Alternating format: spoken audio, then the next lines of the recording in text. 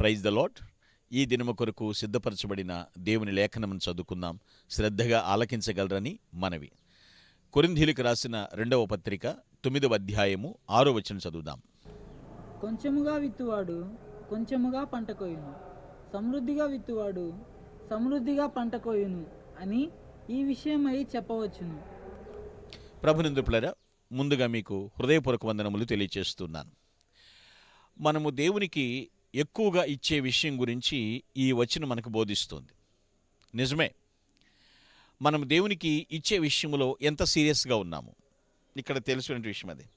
అంటే దేవునికి ఇచ్చేటువంటి బాధ్యత ప్రతి విశ్వాసికి ఉంది. ఆయన దేవుడు, ఆయనకి నేను ఇచ్చేది ఏంటనే కాదు విషయమే.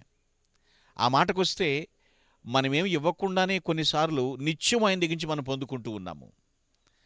మనము తక్కువ ఇస్తే తక్కువ పొందుకుంటాము, విస్తారంగా ఇస్తే విస్తారంగా మనం దీవించబడతాము. ఇచ్చే విషయం ఆలోచించండి. అంటే ఎంత ఇస్తున్నాము అనేటువంటి మాట. మనం ఏదైతే దేవునికి ఇస్తామో తిరిగి దేవుడు మనకి దానికి అసలుకు కొంత కలిపి మళ్ళీ మనకి తిరిగి మనకే ఇస్తూ ఉంటాడు ఆయన. అలా జరిగిన సందర్భాలు కూడా దేవుని లేఖనంలో మనం చూసుకుంటూ ఉంటాం. అంటే ప్రభువుకి విస్తారంగా ఇచ్చి విస్తారంగా దీవించబడిన వాళ్ళు ఉన్నారు. కొంతమంది ఇలా వ్యంగ్యంగా కూడా మాట్లాడారు. దేవుడు అడుక్కునేవాడా, దేవునికి నేను ఇచ్చేదేంటి, ఆయనే కదా ఇవ్వాల్సిందే అంటూ ఉంటారు. సర్వము అనుభవిస్తున్నాం దేవుని సృష్టిలో. దేవుడు మనకి ఇచ్చిన వాటిని తిరిగి దేవుని కొరకు, దేవుని పని నిమిత్తము మనం ఏం పాలు పంపులు పంచుకుంటున్నాం ప్రశ్నించుకోవాలి. 2 సందర్భాలు చూస్తాం దేవునికి ఇచ్చి ఆశీర్వదించబడినటువంటి వారి విషయంలో. సింపుల్గా 2 సందర్భాలు చెప్తాను.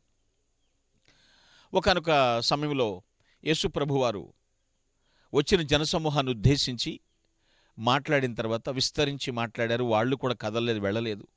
ఏది కానీ టైం అయింది, అందరికీ భోజనం వడ్డించాల్సిన సందర్భం వచ్చింది. మరి ఆహారం లేదు, మీ దగ్గర ఏమైనా ఉన్నాయా అని అందరిని అడుగుతూ ఉన్నప్పుడు శిష్యులు అందరినీ చూస్తారు, ఏముంటాయి వాళ్ళ దగ్గర అన్నట్లుగా. ఈలోపు ఒక బాలుడు లేచి నప్పుడు 5 రొట్టెలు 2 చేపలు మనకందరు జ్ఞాపకం వస్తూ ఉంటుంది. శిష్యులు వాటిని తీసుకురమ్మంటాడు. వాళ్ళు తీసుకొస్తారు, ప్రార్థన చేస్తాడు, కృతజ్ఞతలు చెల్లిస్తాడు, వాటిని పంచండి అంటాడు. అక్కడ ఎంతమంది ఉన్నారు అప్పుడు? పురుషుల సంఖ్య 5,000 ఉన్నారు, స్త్రీల సంఖ్య రాయలేదు, పిల్లల సంఖ్య రాయలేదు. వాళ్ళకు వడ్డించండి అంటాడు అంతే. అందరికీ సమృద్ధిగా సరిపోగా ఇంకా రొట్టెలు మిగులుతాయి, చేపలు మిగులుతాయి, 12 గంపల దాకా మిగులుతాయి అంటారు. ఎందుకు? మరలా తినటానికి అనుకుందాం పోని మీ మాట ప్రకారంగా. అయితే ఇప్పుడరా వాళ్ళు ఇచ్చిందెంత? జస్ట్ 5 బ్రెడ్స్ 2 ఫిషెస్, 5 రొట్టెలు 2 చేపలు విస్తారంగా దేవుని దగ్గర నుంచి వచ్చింది అని మల్టిప్లై చేశాడు ఆయన, విస్తరింప చేశాడు ఆయన. ఎక్కువగా ఇచ్చారు, ఎక్కువగా దీవించబడదు. తక్కువగా ఇచ్చినా దేవుడు దీవించాడు. మనం ఇచ్చేటువంటి విషయంలో విధులిస్తున్నామా లేదా విస్తారంగా ఇస్తున్నామా? విధులింప విస్తరింప మనం చెక్ చేసుకోవాలి ఒకసారి. ఇంకొక సందర్భాన్ని కూడా చెప్పొచ్చు. ప్రభువారు సముద్రపు ఒడ్డుకు వచ్చి అక్కడ ఒక దోణి ఎక్కి వాక్యం చెప్పాలనుకుంటాడు. ఆ దోణి ఎవరిదంటే సీమోను పేతురుది. అడుగుతాడు, సీమోను పేతురు, నేను నీ దోణి ఎక్కొచ్చా, ఎక్కి అక్కడ నిలబడి ప్రజలకు దేవుని వాక్యాన్ని చెప్పొచ్చా అని అడుగుతాడు. అది కట్టసి అంటే అనుమతి తీసుకున్నాడు. దేవునికి అనుమతి ఏంటండి అంటారేమో. కొంతమంది మనిషి దగ్గర మనిషి అనుమతి తీసుకోలేండి. తోసుకుంటూ వచ్చి వెళ్ళిపోయాం అందరా అని కాలరాగ తీసుకుంటా. కట్టసి ఉంది, కొంచెం రెస్పెక్ట్ ఉంది. ప్రభా పేతురు అంటాడు, ప్రభా అదేంటి ప్రభా, రండి ప్రభా, లోపలికి పిలుస్తాడు. కొద్దిసేపు అక్కడ ఉంటాడు, ప్రజలకు దేవుని వాక్యాన్ని అందిస్తాడు, అంతే. మరి ఆ కొద్దిసేపు ఆ దోణిలో గడిపినందుకు పేతురు ఎలాకు దీవించబడ్డాడు తెలుసండి? విస్తారమైన చేపలతో ఆ దోణి నింపాడు దేవుడు. దేవుడు వస్తువుని, ఏ వస్తువులను కొద్దిసేపు వాడాడు అంటే మళ్ళీ దీనికి తిరిగి రెట్టింపు దీవెన ఉంటుందండి. గుర్తుంచుకోవాలి, మనము ఏమిస్తున్నాం, ఏం ఆశిస్తున్నాం. ఏదో విదిలించినట్టు ఇస్తున్నామా, తీసుకో పడిండు ఇట్లా అంటున్నామా, లేదా విస్తారంగా హార్ట్ఫుల్గా దేవునికి ఇస్తున్నామా?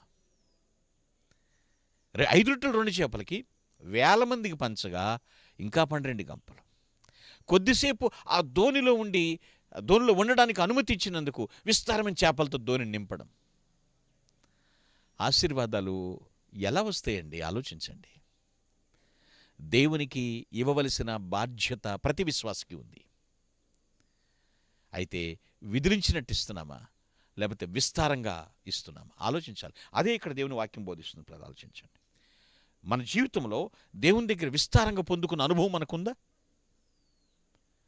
ఆ అనుభవం మనం కలిగి ఉండాలి. కొంతమంది ఫిర్యాదులే. మనం దేవుడు మనకిచ్చిన దీవెనలను లెక్కించడంలో బిజీ కావాలి తప్ప ఫిర్యాదులు దేవునికి వినిపించడంలో బిజీ కాకూడదు. మీకు అర్థమయ్యేటట్టు చెప్తాను నేను. దేవునికి ఇవ్వలేకపోతున్నారంటే సాకులు చెప్తూ ఉంటారు. ఇంట్రెస్ట్లు కట్టాలండి, ఈఎంఐ కట్టాలండి, లేకపోతే అది చేయాలండి, ఆ అప్పు కట్టాలి, ఈ అప్పు కట్టాలి, ఇవన్నీ ఫిర్యాదులు దేవునికి వినిపించడం. ప్రభా, ఈ కట్టలేకపోతున్నాను, నీ కట్టలేకపోతున్నాను అంటున్నాను. దేవునికి ఇచ్చి శోధించు అంటాడు మలాకీ ప్రవక్త. ఇచ్చి శోధించాలి. అప్పుడు ఆయన ఇచ్చే దీవెనలు లెక్క పెట్టుకుంటూ బిజీగా ఉంటాం మనం. ఆ దీవెనలు కౌంట్ చేసుకుంటూ బిజీ అవుతాం మనం. విదిలించినట్లు వద్దండి, ముష్టేసినట్లు వద్దండి. దేవునికి విస్తారంగా ఇద్దాం. దేవుని దీవెనలు సదాకాలము పొందుదుముగాక. Amen. Please all of close your eyes. Let us pray. My heavenly father, my lord, నీకు వందనములు నాయన. You are the king of kings, you are the lord of lords. మీ విషయంలో ప్రభువా విదిలించినట్లుందేమో. నీ వాక్యం సెలవిస్తోంది, నువ్వు విస్తారముగా అనుగ్రహించు దేవుడు తండ్రి. వాక్యమును విశ్వసించి దేవుని కొరకు నేను సైతం దేవుని కోసమే అని విస్తారముగా నీ సన్నిధికి నీ పని నిమిత్తం ఇచ్చేవారిని దీవిస్తారని మాట ఇచ్చావు. అట్టి కృప అందరికీ అనుగ్రహించమని ప్రభుని క్రీస్తు పేరిట ప్రార్థించి స్తుతిస్తున్నాను పరమ తండ్రి. Amen. Amen. Glory to God. Thank you one and all. May God bless you.